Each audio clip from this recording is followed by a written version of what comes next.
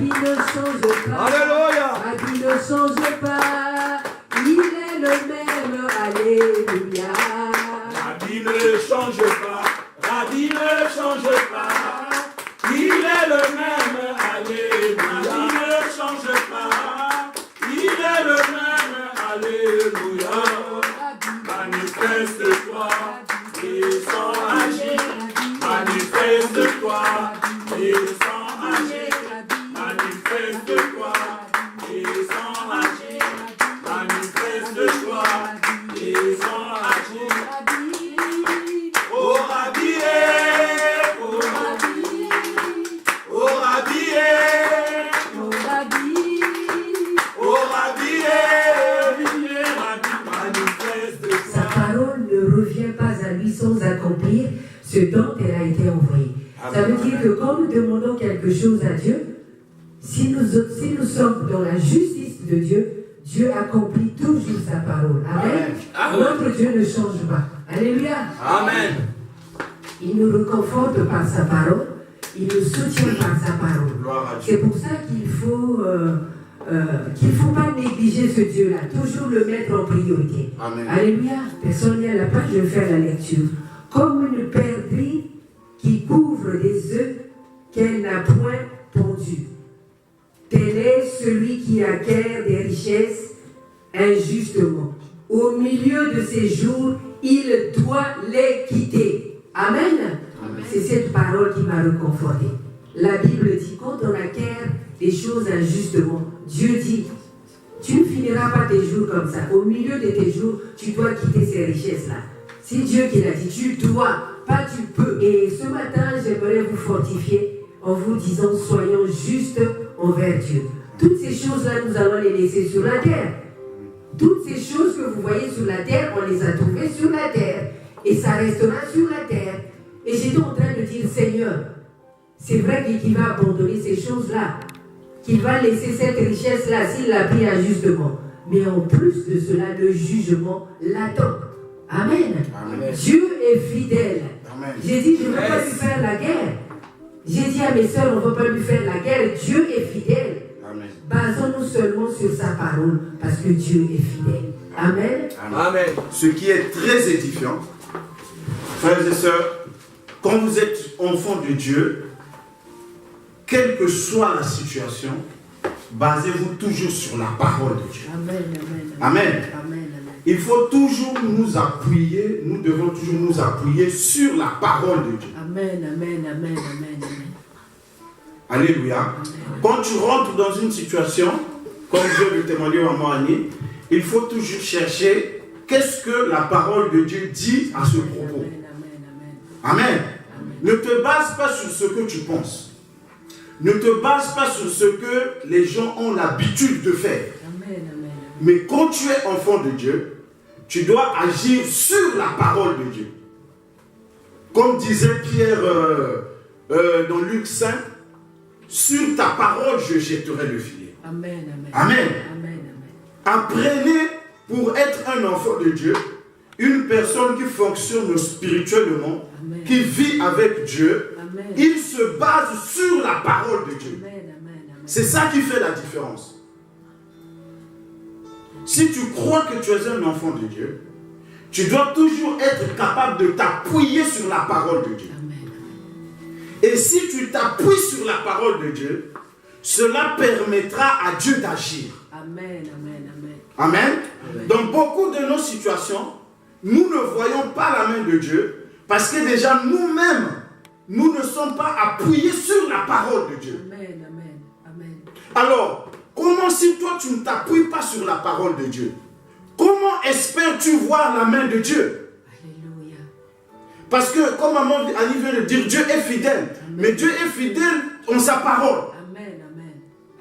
Dieu n'est pas fidèle dans les pensées des hommes. Amen. Dieu ne suit pas la pensée de l'homme. Mais Dieu est fidèle dans sa parole. Donc pour être fort spirituellement, si tu veux voir la main de Dieu, la gloire de Dieu éclater dans ta vie, dans les situations, il n'y a qu'un seul secret. Il faut savoir t'appuyer sur la parole de Dieu. Il faut te baser sur la parole de Dieu. Que la situation ne t'emporte pas. Merci, Seigneur. Que la situation ne t'emporte peu. Mais appuie-toi sur sa parole. Parce que lui, il est fidèle. S'il y a une chose qui est certaine, c'est que Dieu finit toujours par accomplir sa parole. Amen. Amen. Amen. Dieu finit toujours par accomplir sa parole. Amen. Amen. C'est ça qui est certain dans ce monde. Quel que soit ce que nous voyons, Dieu est là. Il est au-dessus de toutes choses. Il est au-dessus de toute personne. Et il finit toujours par accomplir sa parole. Amen. Amen. Amen. Amen. Écoute, quand Dieu a appelé le prophète Jérémie, quand vous voyez le livre de Jérémie au chapitre 1, Jérémie était jeune. Et à l'époque, jeune, il était peut-être entre 16 et 30 ans. Mais il était jeune. Et la situation politique qu'il prévoyait dans le pays était mauvaise. Et le peuple, en cette époque-là, le peuple d'Israël, était devenu un peuple rebelle. Donc Jérémie avait en face de lui une génération qui ne voulait pas écouter la voix de Dieu. C'est comme notre génération à nous aujourd'hui. Amen. Amen. Amen. Nous avons affaire à une génération qui ne veut pas écouter la parole de Dieu. Il y a un esprit de rébellion qui est dans l'air. Les gens sont en train de tourner le dos. Les gens ne veulent pas écouter la voix de Dieu. C'est un esprit de rébellion. C'est pourquoi vous voyez, là où les gens se réunissent pour prier, vous n'allez pas trouver du monde. Amen. Parce que les gens ont un esprit de rébellion. Mais là où il y a des futilités, là où il y a des choses vaines, là où il y a la distraction, vous allez trouver des foules. Tu te dis, si toutes ces personnes pouvaient se réunir comme ça pour écouter la parole, on devait voir la gloire de Dieu sur la terre. Amen. Mais les gens sont dans les futilités. C'est vrai. Alors Jérémie avait affaire à une génération qui était rebelle. Et Dieu lui envoie pour parler à cette génération. C'est pourquoi il a dit à Jérémie, au chapitre 1, verset 12, il a dit, Jérémie, qu'est-ce que tu vois?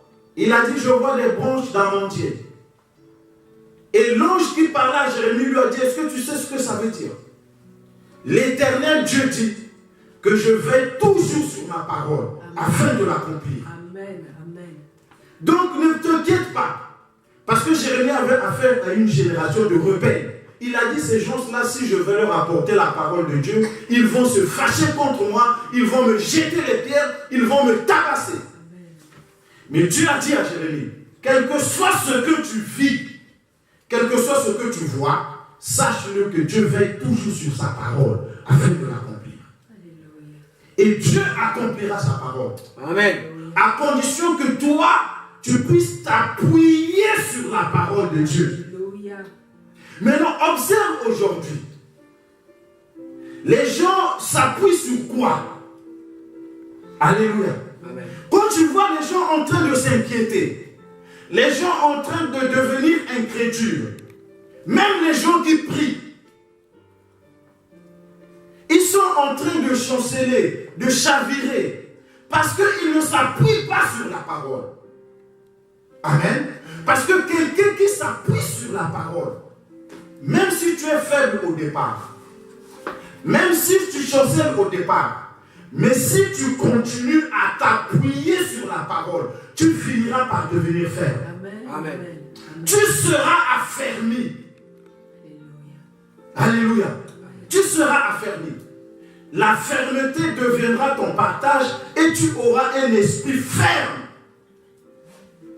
Et ainsi, il n'y a que ceux qui ont un esprit ferme à qui Dieu peut se manifester. C'est là que les gens peuvent voir la gloire de Dieu. Alléluia. Dieu attend que nous puissions être fortifiés par rapport à sa parole. Et nous devons nous fortifier dans la parole de Dieu, quelles que soient les situations. Parce que nous sommes des enfants de Dieu. Amen. C'est bien beau de proclamer qu'on est des enfants de Dieu, mais ça ne suffit pas. Il faut maintenant le démontrer. Amen. Amen. Et comment tu le démontres? En restant ferme, en t'appuyant fermement sur la parole de Dieu. Je me tiens sur ta parole. Yes. Je me tiens là. Alléluia. Et au fur et à mesure, quand tu restes ferme sur la parole, cette parole-là va te fortifier. Et c'est la puissance de la parole de Dieu permettra que tu sois ferme. C'est la puissance de la parole de Dieu qui te rendra ferme et fort. Quelles que soient les situations, bien-aimées, quand tu es un enfant de Dieu, il faut t'appuyer sur la parole.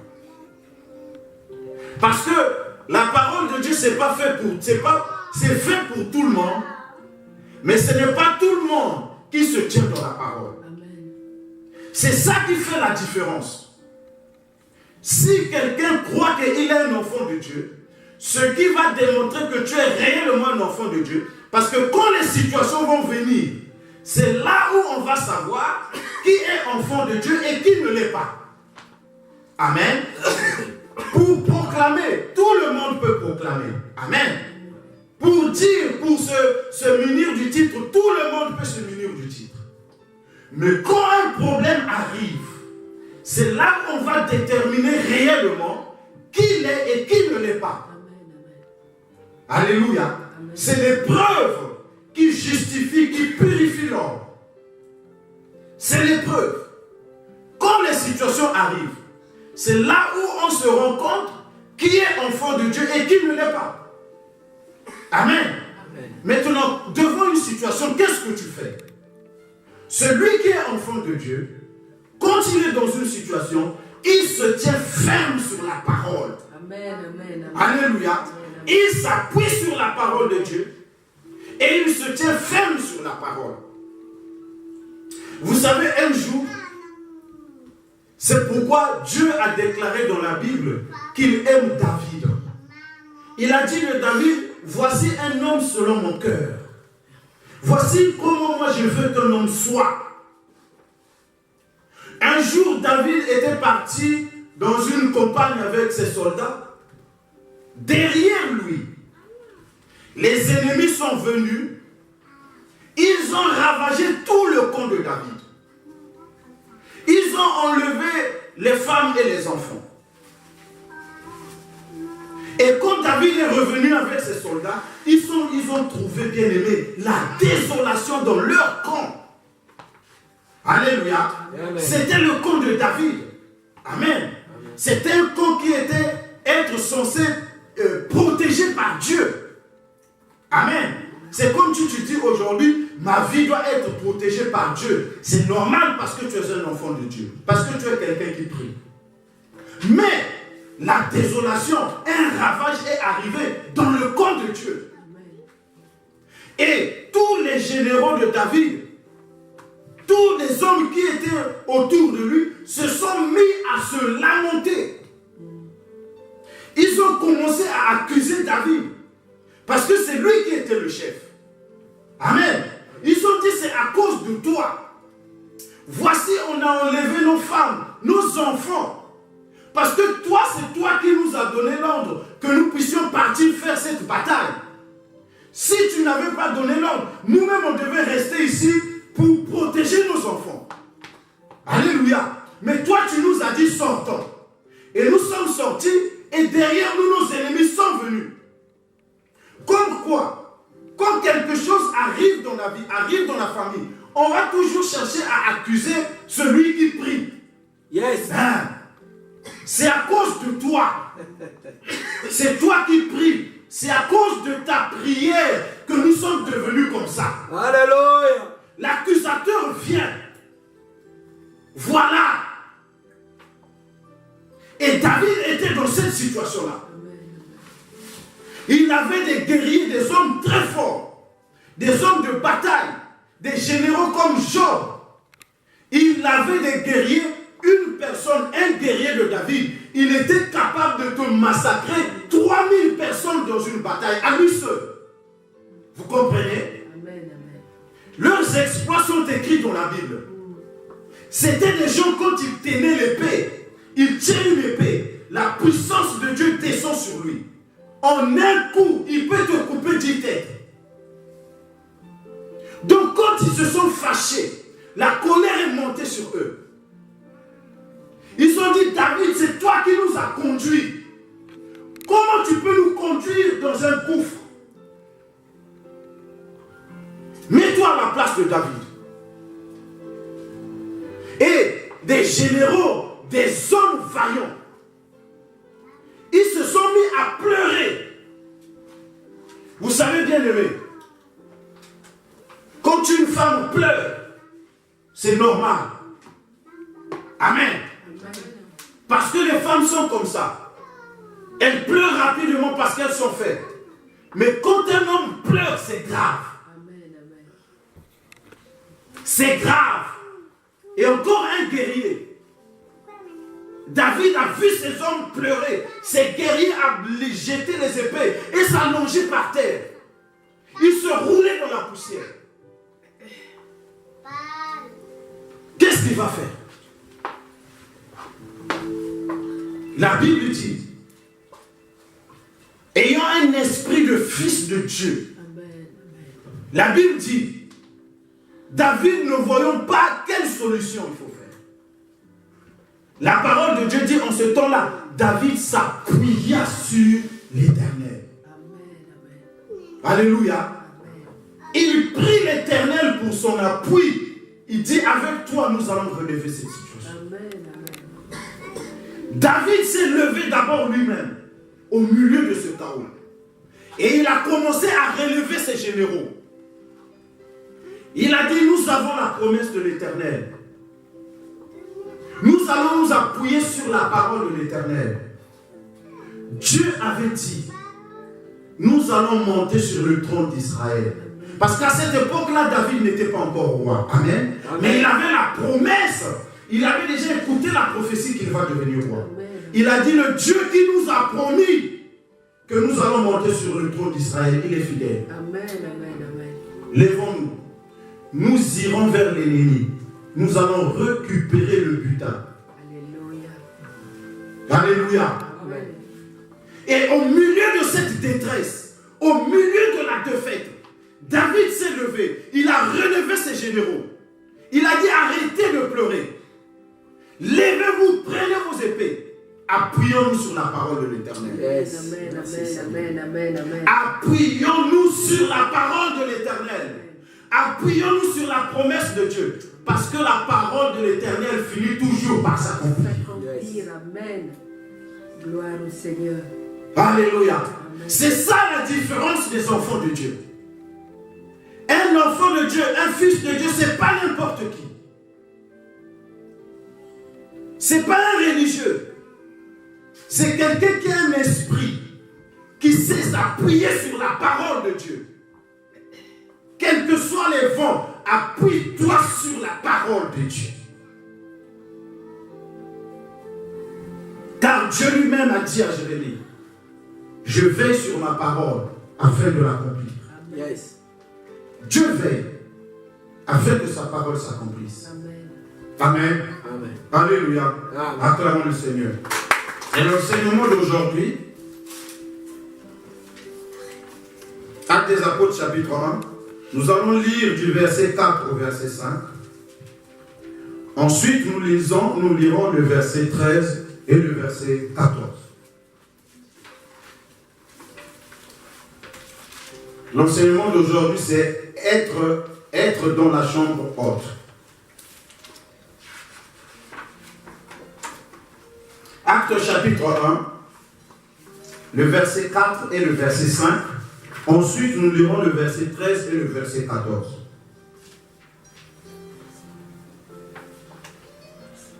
Amen.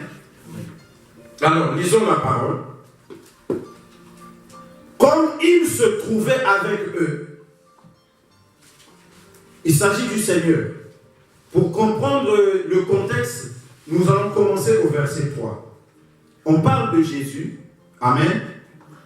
Après qu'il eut souffert, alléluia, Jésus a souffert. En tant que fils de Dieu, il a souffert. Amen. En tant que fils de Dieu, il a souffert. Est-ce que tu peux dire Amen? Amen. Ah, ce n'est pas parce que tu souffres que tu n'es pas un enfant de Dieu. Actes chapitre 1, le verset 4 à 5. En plus, nous lirons le verset 13 à 14. Donc, nous lisons au verset 3 pour nous faire comprendre le contexte. Après qu'il eut souffert, il leur apparut vivant. Je disais, ce n'est pas par hasard que la Bible nous dit que après qu'il eut souffert, il s'est mis pour Jésus. Jésus est le Fils de Dieu. Amen. Amen. Le Fils bien-aimé de Dieu. Dieu agissait avec lui, accomplissant des miracles et des signes extraordinaires. Mais dans sa vie sur la terre, il a quand même souffert. Alléluia. Il a souffert, la souffrance. Donc n'écoute pas cet évangile qui te dit que parce que tu es un enfant de Dieu, que la souffrance ne peut pas t'arriver. C'est faux. Alléluia. Amen. Le fait d'être fils de Dieu, ça ne t'exclut pas de passer par une souffrance. La Bible nous dit clairement que Jésus a souffert. Et il a dit aux disciples, si ces choses sont arrivées au bois vert, qu'arrivera-t-il au bois sec? Yes. Il a dit, si moi qui suis votre maître, moi qui suis pur et sans péché, mais dans ce monde, j'ai quand même souffert. Je n'ai rien fait de mal, j'ai commis aucun péché, mais la souffrance m'a visité. Alléluia. Amen. Donc ne vous étonnez pas que vous qui êtes des hommes, qui êtes des pécheurs, que la souffrance peut vous arriver. Tu peux être un enfant de Dieu et la souffrance peut t'arriver. Ne doute pas. Cela ne t'enlève pas l'identité d'enfant de Dieu. Amen. Amen. Cela n'est pas la cause que tu es devenu un enfant de Satan. Non. C'est la réalité de ce monde. Donc même le Fils de Dieu a souffert. Amen. Et la Bible nous dit qu'après qu'il eut souffert, il a apparu vivant. Et en leur donnant plusieurs preuves, en se montrant à eux pendant 40 jours. Et parlant des choses concernant le royaume de Dieu. Donc Jésus a apparu vivant. Et il a montré des preuves à ses disciples que c'était lui qui était revenu à la vie. Donc le Jésus que nous prions n'est pas un Jésus qui était mort et qui est passé. Alléluia. Jésus-Christ est réellement vivant. Tu peux le voir comme on voit un homme. Il peut se manifester à toi. Bien-aimé, le Seigneur Jésus est vivant. Alléluia. Il est vivant. Nous ne prions pas un Dieu qui était mort. Un Dieu qui est un sauveur qui est resté dans l'histoire. C'est pourquoi vous devez effacer. Vous devez enlever toutes les images qu'on vous a présentées de Jésus-Christ resté sur la croix. Amen. Amen. C'est pourquoi nous ne croyons pas au crucifix. Ne les portez pas. Amen. Parce que vous savez que ce que quelqu'un voit, ce que tu vois, ça a un effet sur ton mental. Amen. Alléluia. Amen. Ce que tu vois, ça conditionne ton mental. C'est-à-dire que si on continue à te montrer par des images que Jésus-Christ est resté crucifié sur la croix, ta psychologie va faire que si celui que tu crois qui doit venir te délivrer, il est crucifié sur la croix, ses mains sont bloquées, ses pieds sont bloqués, est-ce qu'il peut faire quelque chose pour toi? Non. Vous comprenez? Et c'est là où c'est faux dans la foi des gens que les gens puissent voir le Seigneur crucifié. La Bible nous dit, les Écritures nous montrent qu'il était sur la croix, mais il est resté sur la croix seulement un instant, juste pour payer le prix, pour faire le sacrifice. Après, ils l'ont descendu de la croix, on l'a mis au tombeau, après il est ressuscité. C'est celui-là qui est avec nous actuellement. Est-ce que vous voyez? C'est pourquoi nous ne croyons pas aux religions qui montrent aux gens que Jésus-Christ, ce christianisme-là, qui montre aux gens que Jésus-Christ est un Seigneur crucifié, qui est resté sur la croix. Ça ne doit pas être une image permanente. Il est passé par la croix. Amen. La Bible nous dit qu'il a été pendu sur la croix. Il est mort. Après, le discours ne s'arrête pas là. Après, on l'a enlevé de la croix. Il a été enseveli. Après, il est ressuscité. Il faut aller jusqu'à la fin. Parce que s'il reste sur la croix, c'est une défaite pour toi, bien. C'est une défaite pour les croyants. Parce que quelqu'un qui est cloué, il ne peut rien faire pour toi. Amen, amen, amen. Et chaque chose que Jésus faisait avait sa signification. Le fait qu'il soit mort sur la croix, c'était pour payer le prix, pour faire l'expiation. Ça a un rôle. Après, on devait l'enlever de là. Selon les Écritures et les prophéties, on devait le mettre dans la tombe. Le fait qu'il quitte la croix et qu'il soit enterré, ça aussi c'est très important. L'enterrement, l'ensevelissement de Jésus-Christ. C'est très important. Parce que s'il reste sur la croix, l'œuvre n'est pas complète. Amen. Amen.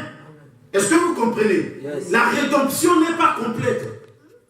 Il devait être enseveli. En étant mis au tombeau, il a emporté avec lui nos péchés, nos malédictions, notre vie passée. Alléluia.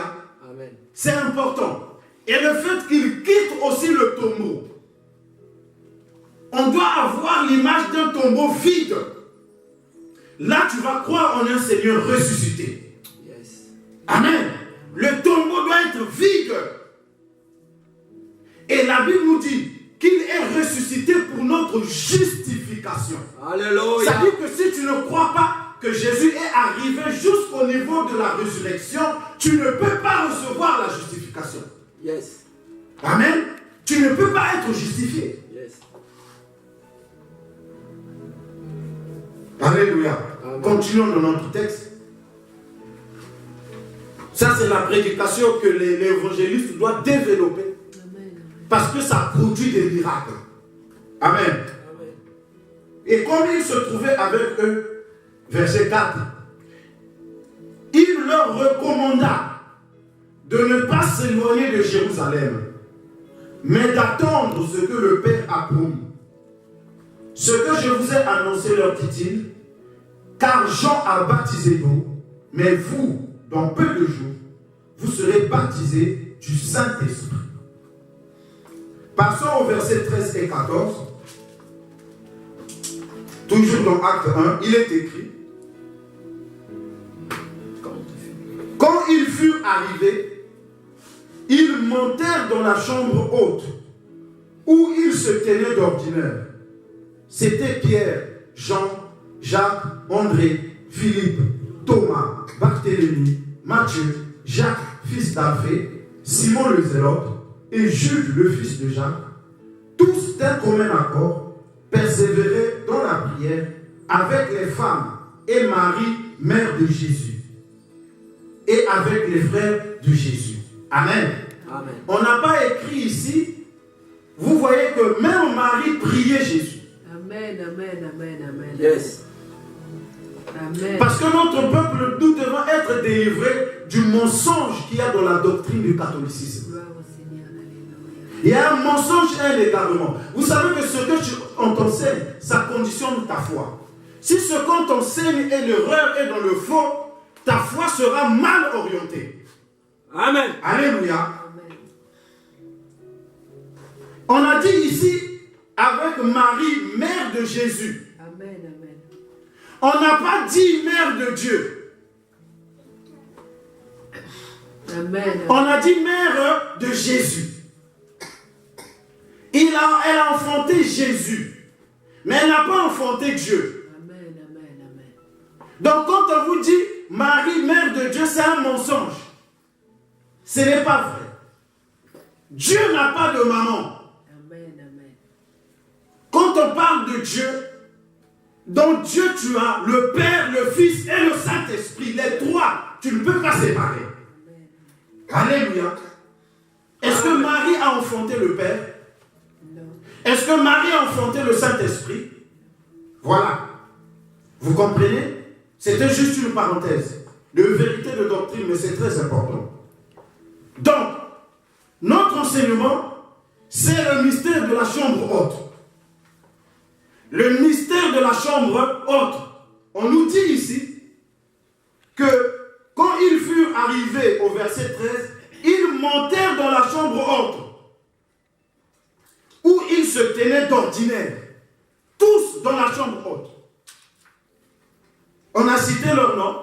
On dit au verset 14, dès qu'on est d'accord, ils persévéraient dans la prière, avec les femmes. Amen. Et Marie, mère de Jésus. Amen. Les autres femmes, on n'a pas cité leur nom, il y en avait plusieurs. Mais celui qui a écrit l'évangéliste Luc, inspiré par le Saint-Esprit, parce que le Saint-Esprit savait que le catholicisme devait apporter un mensonge. Yes. C'est pourquoi il a précisé que Marie aussi était là en train de prier. Amen. Que les croyants, les disciples ne priaient pas Marie, mais ils priaient avec Marie. Amen. Ça c'est vrai. Alléluia. Amen. Donc tout chrétien aujourd'hui qui est en train de prier Marie, il est dans l'égarement. Yes. C'est très important. Dieu savait que Satan va apporter un mensonge sur Marie. Il va dire de Marie ce qu'elle n'est pas pour égarer les gens. C'est pourquoi il a précisé que Marie aussi priait. Et le jour de l'ascension, Jésus est monté seul. Il n'y a pas eu l'ascension de Marie. Amen. Amen. Amen. Amen. Dans les Écritures, il n'y a eu que l'ascension de Jésus. Si quelqu'un te parle de l'ascension de Marie, tu lui montres moi dans la Bible où est-ce qu'on a écrit que Marie était montée au ciel. Gloire au Seigneur. Alléluia. Amen. Et Jésus, on nous a dit qu'il est monté au ciel, vivant, en chair et en os. Amen. Amen. Il est ressuscité. Jusqu'aujourd'hui, personne n'a pu prouver son tombeau, trouver son corps. Alléluia. Amen. C'était une parenthèse, mais une information très importante. Donc je disais, ce que vous devez apprendre aujourd'hui, c'est le mystère de la chambre haute. Et je vous donne un enseignement pour vous permettre de la mettre en pratique. Alléluia. Parce que la vie chrétienne, la vie spirituelle est développée par les enseignements que vous mettez en pratique. Vous recevez les enseignements, mettez-les en pratique. Ne foulez pas aux pieds la grâce de Dieu. Amen. Amen. C'est un privilège, c'est une grâce de recevoir les enseignements de la parole de Dieu. Beaucoup n'ont pas cette grâce. Mais ceux qui la reçoivent, vous devez considérer cela et ça doit devenir votre vie. Amen. Amen. Parce que Dieu qui a donné cela ne ment point. Amen. Amen. Alors la Bible nous dit au départ, au verset 4, que c'est Jésus qui avait donné les instructions aux apôtres et aux disciples. Et nous l'appelons notre Maître, notre Seigneur. Donc les mêmes instructions qu'il a données aux disciples sont les mêmes instructions que toi et moi aujourd'hui nous recevons. Parce que nous avons le même Seigneur. Alléluia. Le même Seigneur qui a parlé aux apôtres, c'est le même Seigneur en qui nous croyons, qui est avec nous aujourd'hui. Et il a dit dans Marc 13, ce que j'ai dit à un, je l'ai dit à tous. Alléluia. Va toi-même chercher dans le chapitre 13 de Marc, tu trouveras le verset. Ça te permettra de lire la Bible. Amen. Amen. Il a dit ce que j'ai dit à l'un, je le dis à tous. Il n'est pas obligé de voir tout le monde pour dire à chacun. S'il dit quelque chose à une personne, il le dit à tout le monde. C'est pourquoi il a dit aux apôtres, quand vous irez dans le monde entier, annoncez la bonne nouvelle, transmettez-leur les instructions que moi je vous ai données. Amen. Amen. Enseignez-leur ce que moi je vous ai enseigné. Et il a donné ses instructions. Il a dit aux disciples, aux apôtres, à la foule qui le suivait, il a dit, ne vous éloignez pas, n'entrez pas d'abord dans Jérusalem. Attendez mes instructions. Attendez ce que le Père a promis. Parce qu'avant de partir, il leur avait dit que vous devez rentrer dans Jérusalem, annoncer la bonne nouvelle, prier pour les malades, guérissez les malades et faire l'œuvre de l'évangélisation. Mais là, il vient leur parler. Il vient leur dire, attendez. Amen. Vous avez reçu les instructions, mais attendez ce que le Père a promis, ce que je vous ai annoncé. Yes. Il parlait du Saint-Esprit. Alléluia. Il avait compris l'importance et l'influence et la grandeur du Saint-Esprit. Le Saint-Esprit dans la vie de croyant n'est pas une histoire de la Pentecôte. Les gens aiment faire la fête de la Pentecôte, je ne suis pas contre. Les gens aiment parler de la Pentecôte, je ne suis pas contre. Mais nous devons aller dans la profondeur, comprendre cela. C'est pourquoi je vous ai dit qu'aujourd'hui, nous devons comprendre le mystère de la chambre haute. Alors, Jésus leur dit d'attendre. Parce que, quand Dieu t'établit en tant qu'enfant de Dieu, quand tu viens à Christ, amen, tu confesses tes péchés. Tu es devenu enfant de Dieu, tu te fais baptiser. Il y a une vie nouvelle que tu vas mener. Amen. Amen. Il y a une nouvelle vie qui commence. Parce que la Bible dit que quand quelqu'un est en Christ, il devient une nouvelle créature. Les choses anciennes sont passées et voici toutes choses sont devenues nouvelles. Yes. Tu ne peux pas venir à Christ et continuer à mener une ancienne vie. Amen. Avec Christ, c'est une vie nouvelle qui doit commencer. Gloire à Jésus. Alléluia. Amen. Tu as besoin de commencer une vie nouvelle. Une vie nouvelle doit changer.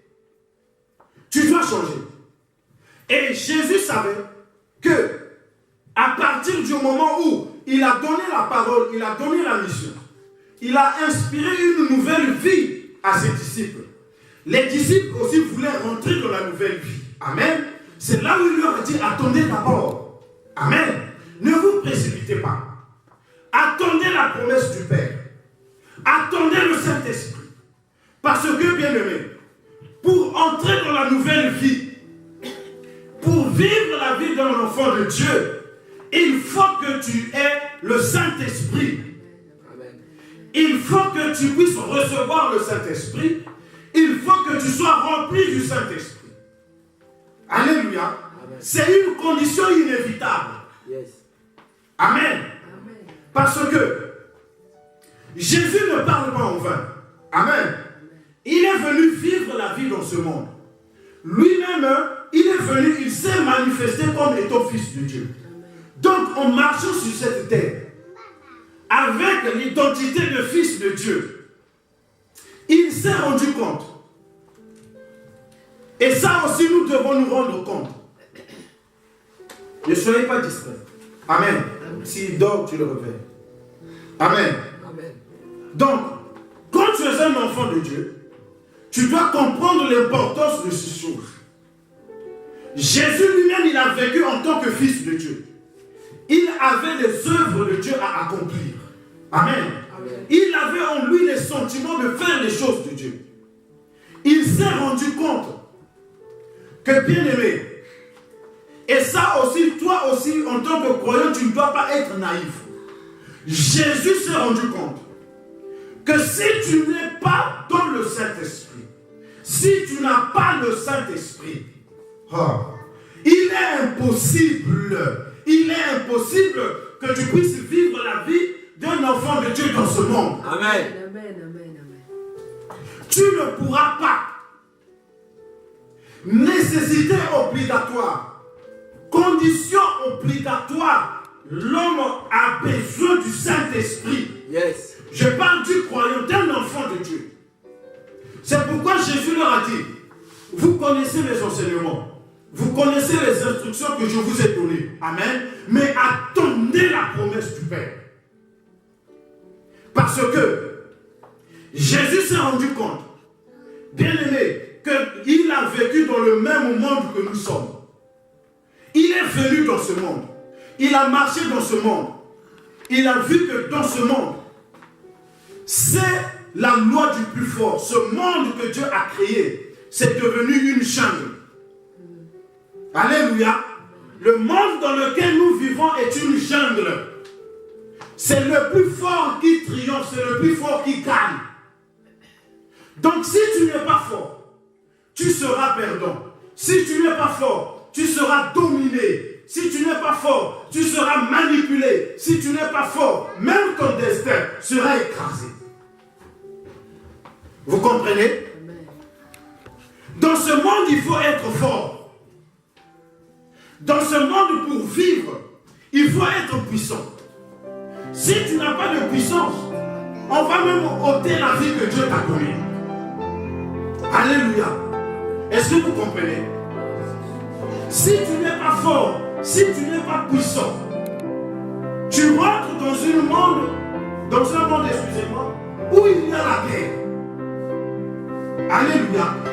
Sur la terre, c'est la guerre. Vivre, c'est la guerre. Marcher, c'est une guerre. Manger, c'est une guerre. Tout est soumis à la guerre. Et c'est le plus fort qui triomphe. Vous comprenez? Il y a la guerre.